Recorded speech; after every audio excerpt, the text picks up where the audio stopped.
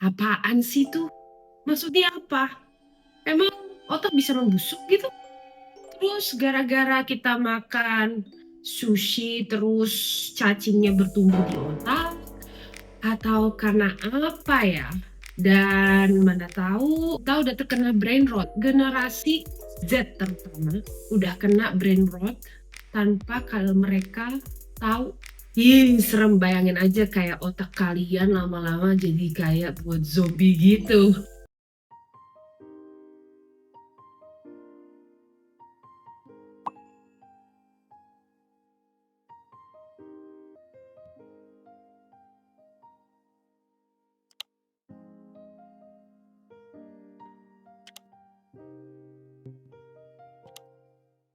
Bagaimana otak manusia bisa rotting atau membusuk? Dan itu bukan hanya internet slang, tapi bahkan medical diagnosis. Dan lebih kacaunya lagi, 80% dari generasi manusia sekarang, generasi Z, itu mengidap brain rot hampir 80%. Bayangin. Aku mau tanya, apakah kalian di sini sudah pernah baca artikel mengenai brain rot? Apakah artinya itu literally dalam artian benar-benar ada cacing di dalam kepala kita yang kayak belatung gitu? Atau itu istilah doang? Atau apa sih sebenarnya? Nah, semuanya itu bakalan aku bahas lebih lanjut dan semoga video ini bermanfaat. Jadi ikutin terus dan jangan lupa sebelumnya untuk subscribe kalau memang konten ini menarik buat kalian. Oke? Let's go! Lumpuhkanlah ingatanku. Nah, sebenarnya fenomena ini itu terjadi karena generasi sekarang, terutama yang memang lahir dengan HP gitu ya, itu tuh bangun tidur udah apa yang dicari? HP mana?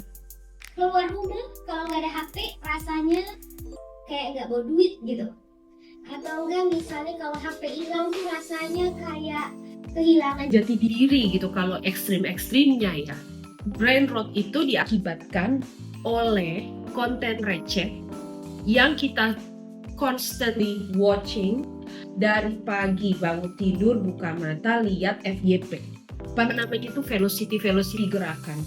Belum lagi kita ngelihat berita-berita yang nggak penting dan yang sebenarnya nggak bener gitu. Misalnya kayak anaknya si apa kenapa, istrinya si ini kenapa gitu ya. Jadinya tuh otak kita itu susah untuk fokus dikarenakan generasi sekarang itu membuat apa-apa itu sangat instan dan less than 15 second. Kalau bagi kita nggak menarik, kita udah nggak bisa sabar langsung skip. Sama nih kayak kalian yang nonton video ini terus baru 1 menit udah pada langsung ditutup. I see you. Pada akhirnya karena kita membiasakan otak ini menjadi manja, ya lama-lama jadi brain rot gitu. Makanya kalau aku boleh jujur gitu ya, aku terakhir kali pulang kampung tahun 2 tahun lalu kayaknya, 4 tahun lalu ya, lupa. Nah, anak-anak sekarang mungkin mereka nggak tahu dan nggak hafal Pancasila tuh apa aja. Sila kelima itu apa, sila ke-1 itu apa, ketuhanan yang Maha Esa, kemanusiaan yang adil dan beradab.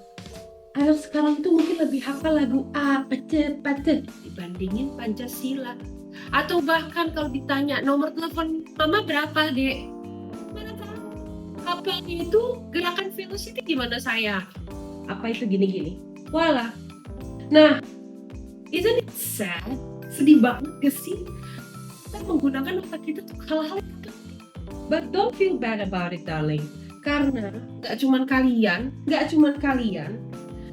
tapi hampir semua orang sekarang memang struggling mengenai brain rot ini. Nah, ciri-ciri dari brain rot itu apa sih? Ataukah kita pagi-pagi menemukan ada cacing gitu kayak Susana dari kepala kita, atau dari kuping? Atau mungkin kita lihat juga ada kayak apa namanya tuh ampas-ampas kayak buat kayak bacem gitu ya dari hidung? Enggak usah khawatir, itu enggak kelihatan ekstrim sampai kalian nggak bisa masuk sekolah atau nggak bisa masuk kantor gitu ya. Ciri-cirinya itu kalau gampangnya bisa bagi jadi 4. Nah, yang pertama itu adalah attention span. Kalian ingat gak sih waktu aku sekarang umur 30, tapi aku ingat waktu aku masih umur 10 tahunan, aku itu bisa sabar menanti orang bercerita atau misalnya sabar menonton iklan gitu, ngerti nggak? Karena ya menurut aku 5 menit menunggu itu untuk mengetahui jalan cerita atau misalnya untuk mengetahui akhirnya kayak gimana itu worth it. Coba anak sekarang sebelum nonton pengen tahu dulu kira-kira reviewnya apa. Oh, terlalu bertele-tele. Nggak mau deh nonton. Atau misalnya kayak males banget gue nonton berita, nggak berguna, nggak menyenangkan. Nah, jadi ini salah satu fenomena anak zaman sekarang, if it's not interesting enough atau nggak attention catcher, after 5 minutes they will close that and they will move on. Kalian nggak bisa 5 menit tanpa tahu sosial media kalian udah berapa likes, atau misalnya si artis ini kenapa, atau misalnya kayak kira-kira kucing tetangga tuh lagi ngapain ya. Nah, terus yang kedua adalah scroll regret. Aku jujur sering bermasalah gitu. Aku tahu besok harus bangun jam 6 pagi. I know that. Nah, terus aku tahu berarti aku harus tidur lebih awal. Gak mungkin aku tidur jam 2, berarti kan jadinya kurang tidur, nanti akhirnya jadi berantakan. Udah tahu bangun harus lebih awal, aku harus tidur lebih awal, tapi aku bilang, ayo udahlah, aku bakalan cuma ngeliat bayi Hagaya aja, si Jia, anaknya si Jedar ini deh. Malah lihat satu video, seru, 15 detik. Kok jadi 5 menit?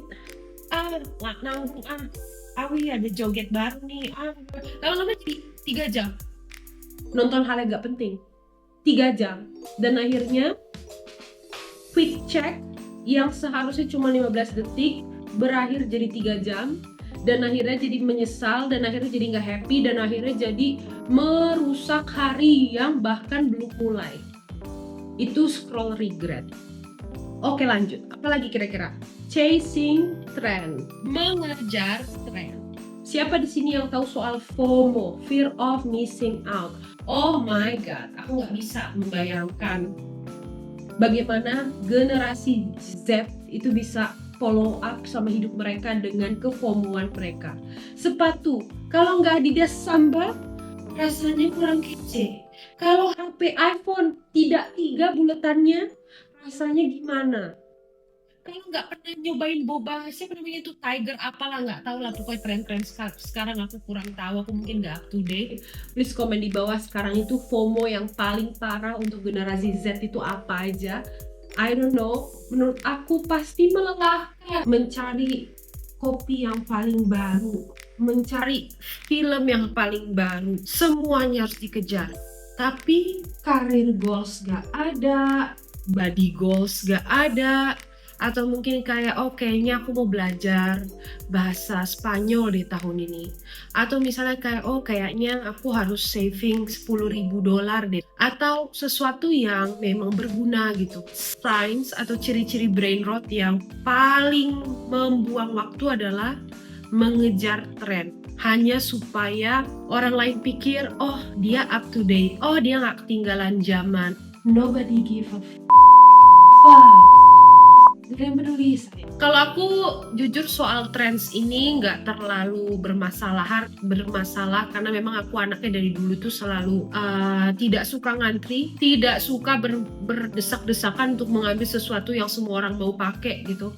Kayak Adidas Samba, sampai sekarang aku nggak pernah punya. Nah, so far kalian udah dari apa nih? Kira-kira dari 3 ini ada berapa nih kira-kira? Oh iya, gue banget. Kalau aku jujur, scroll regret yang paling banget bermasalah. Yang keempat ini yang lumayan aku merasa menjadi deal breaker antara kayak generasi 90-an kayak seumuran aku yang sekarang kita 30. Siapa di sini yang 30?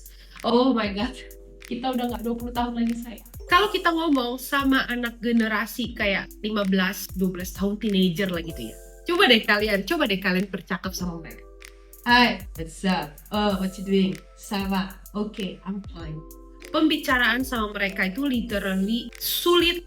Makanya aku bener-bener salut sama orang tua yang anak-anaknya sekarang lagi teenager, karena pasti struggling banget, karena mereka itu adalah salah satu generasi yang paling sulit untuk melakukan komunikasi sekarang. Coba, mana ada berapa sih teenager yang kalau ketemu gitu, kamu kira-kira mimpinya jadi apa? Terus tahu jawaban. Hal sesimpel dan se-comfortable itu aja kalian sudah mindless gitu. Walah. Jadi dari 4 ini kalian bisa komen di bawah kira-kira kalian ada 2 atau ada 3 atau bahkan ada 4. Let me know, oke? Kalau kita misalnya katakan sudah dari 4 ini, udah semuanya nih. Atau memang kalian sudah merasa, oh oke, ternyata gue selama ini ternyata main rot nih. Lu gimana ya supaya otak gue nggak lumpuh gitu, atau misalnya nggak berguna gitu. What should I do?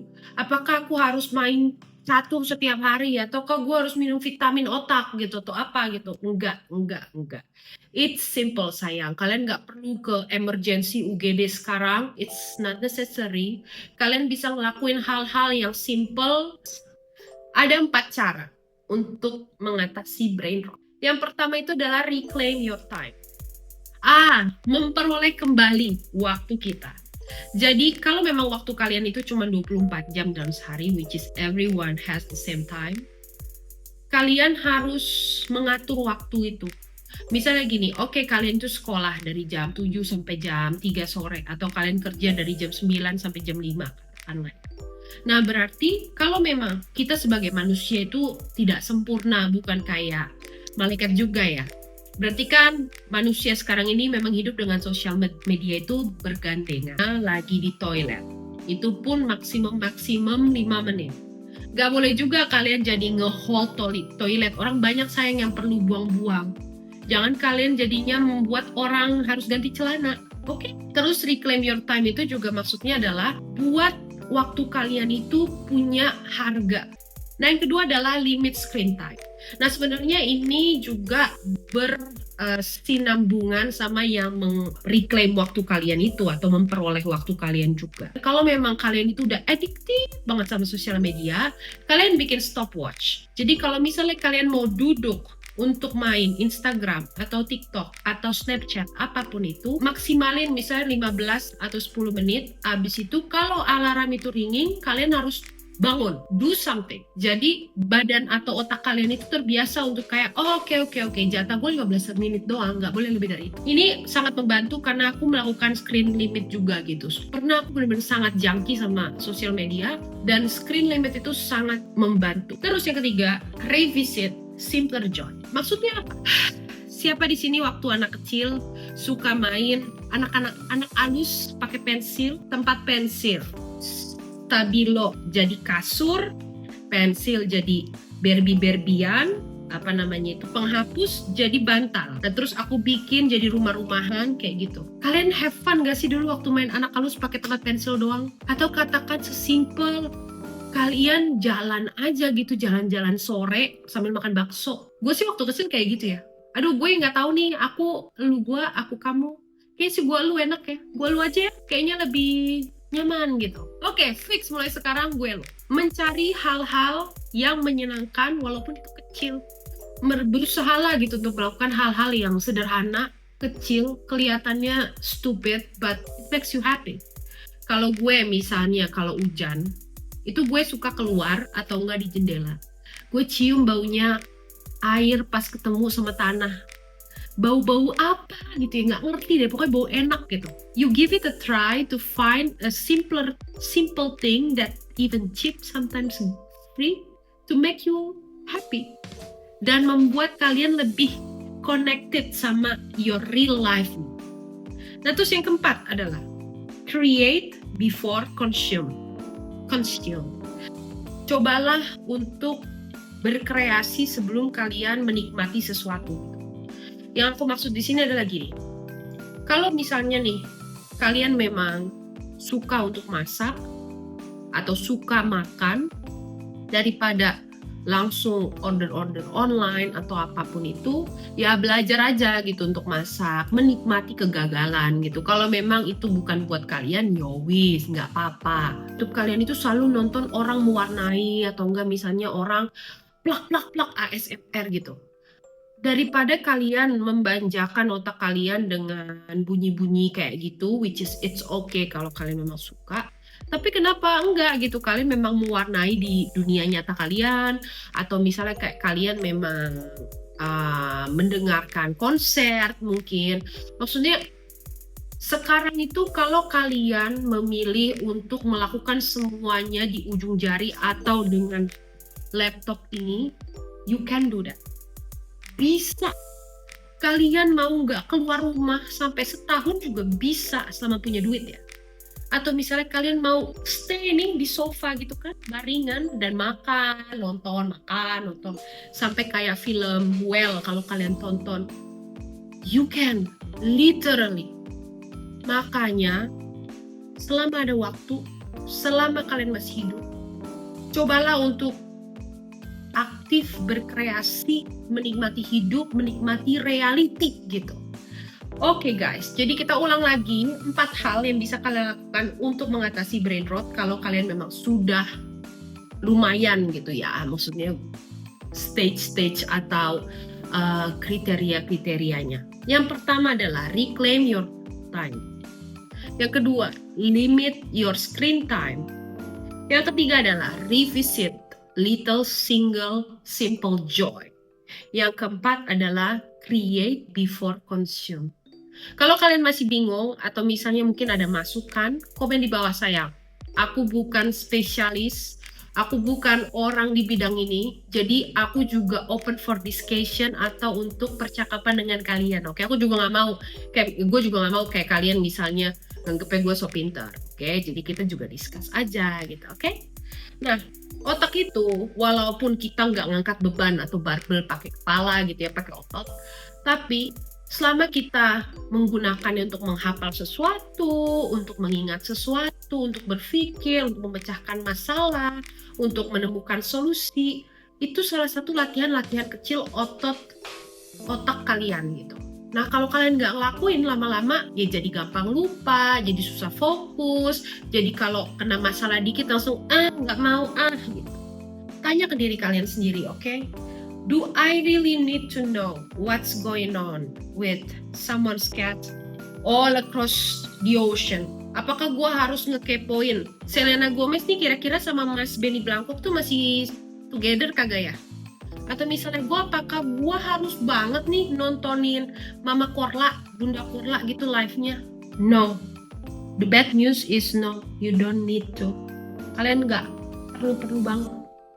Bahkan nggak perlu aja. Cobalah untuk menggunakan otak kalian dengan kapasitas yang besar untuk hal-hal yang perlu, dan internet itu juga oke. Sometimes we need that. Sometimes we need some times off to chill. Kita juga perlu untuk relax, ngelihat joget orang, lihat bapak-bapak seksi gitu kan, atau enggak ngelihat ibu-ibu masak tapi kok pakainya pakai daleman doang. Ayo, siapa yang nonton kayak gitu? Tapi coba juga gitu menggunakan internet ini sebagai hal yang baik buat kalian. Misalnya kayak kalau kalian memang nggak bisa banget tanpa HP, yaudah nonton something important. Kayak misalnya kalian ngelihat belajar bahasa Latin atau misalnya kayak kalian ngelihat YouTube itu pakai TV tapi gerakan jogetnya yang kalian lakukan juga bukan cuma duduk nonton doang gitu. Makanya ini juga salah satu alasan kalau kalian misalnya sudah tiduran baringan, rebahan seharian main HP, tapi keesokan harinya kalian masih capek gitu, walaupun secara fisik kalian nggak melakukan apapun yang berat. Itu karena otak kalian itu memproses semua sampah-sampah yang kalian tonton juga gitu, kalau memang sampah ya. Jadi yuk kita keluar pas kita libur, pas hari weekend, atau misalnya kita lari cuma dengan musik, gak perlu yang namanya nge-scroll di treadmill gitu. Yuk kalau masih bisa lari keluar. Atau enggak ya enjoy gitu aktivitas-aktivitas klasik yang kalian juga suka lakukan waktu kalian masih bocil. Kayak misalnya senam atau misalnya berenang gitu tapi jangan berenang di kali sembarangan ya, nanti kamu hilang. Berenangnya di kolam renang yang memang jelas gitu. Atau misalnya, kalau kalian sudah di atas umur 60 tahun, menurut aku internet itu sangat mudah untuk menghibur diri gitu. Tapi kalau misalnya kalian masih di generasi 20, 40, sayang, let's get out. Kita masih punya hidup, kita masih punya waktu, kita masih punya kesempatan. Ayo kita keluar. Jangan membiarkan otak ini jadi busuk atau jadi lumpuh.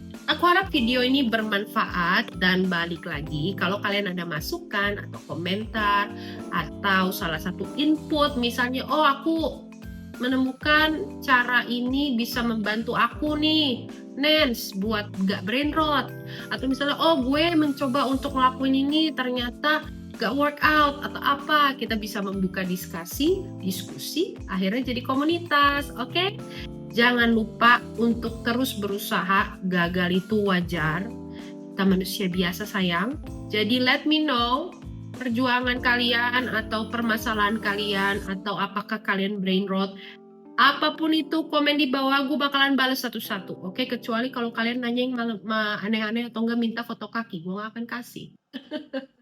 Oke sayang, subscribe, like, share, atau apalagi untuk generasi Z ya. Dibilangin kebablasan nanti brain rotnya. Have yourself a good day. Peace, love, and gaul. Nancy said so, bye-bye dulu. Bisous.